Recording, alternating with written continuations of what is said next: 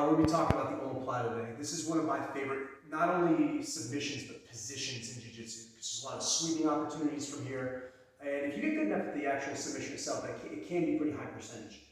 It's advantageous for both gi and no gi. I think it's even easier in the gi because of lapels and sleeves. We can actually attack the sleeve, get a solid grip on it, and then use that to maintain the position. Today we're going to be talking about a couple of basic setups. There's a lot of different ways that I can set up the Omoplata. We're just going to go over the basic mechanics of it. My opponent's in my guard. Now, when I start to hunt for the Omoplata, I'm really looking to start to kind of cut an angle. I don't want to stay with both hips here flat on the mat. I'm starting to look to shift my hips out to one side or the other.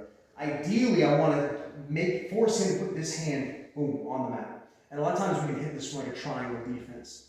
I try to catch the shoulder and the elbow. So I'm looking to constantly start to bring these up towards me. If I can start to catch this bend in the elbow and I'm catching the shoulder, I know that the Omoplata is available. So I'm on one hip, I'm starting to bring this knee in. I'm now going to start to push his head off to the side. Being on my hip makes it so that I need to use less flexibility. If I have both hips square on the mat and I'm trying to bring my foot over, this requires a lot of flexibility to bring this foot up, and it's putting a lot of pressure on the outside of my knee. Whereas if I just turn and force my opponent's head away, bring my knee up, I can extend my body away, and it's very easy for me to bring this foot over the head at this point. Once my foot's over the head, I'm going to use my foot to kind of pull his head up. I'm going to use like a pry bar to help get my bottom knee out.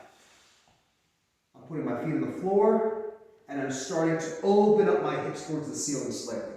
From here, I take my outside arm, and I like to control the wrist. I need to get to his hips as fast as possible, because I don't want him to roll out of the position. A lot of people will try to stack you in this position, like so.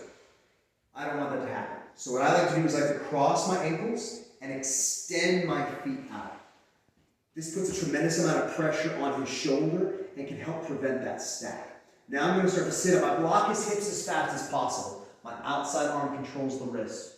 When I go to hit my finish, I like to take both of my legs and kick them back, almost like I'm throwing double hook kicks. I take my outside leg and I'm going to be scooping it back in behind me, and my inside leg is going to cinch up nice and tight, securing that shoulder. I'm going to cinch it. My opponent's already flat, so I'm ready to start to hit my finish. For my finish, I want to take my front knee. I'm trying, you're not going to probably achieve this, but I'm looking to put my front knee to the mat, and I want to circle my hips so that I'm facing his lower half. So I'm looking to sit, twist my body until I get that tap. Boom. Some coaches will tell you to lean across, kind of body lock and lean towards the far ear, but if I can kind of make a C with my hips, it adds to how tight that Omoplata is. So I'm imagining, let's pull the arm out so that I don't hurt. I'm imagining that I'm putting that front knee to the mat and turning around to face it. And that's how you're going to get kind of maximum torque on that shoulder. So again, really be looking to catch the elbows. I can hit this from a lot of different positions. Let's say I have him in a triangle choke, and he's hiding that elbow behind my hips here to prevent me finishing the triangle. I can push the head, throw the feet over. Sit up, lock the hips as fast as you possibly can. If they're trying to posture up, extend your feet out. Okay? Don't stay here. Both feet on the mat. I want to extend. Control the wrist. Cinch. Both feet in behind. Boom. Knee to the floor. My hips are turning almost a semicircle so that I'm facing his legs as I sit up.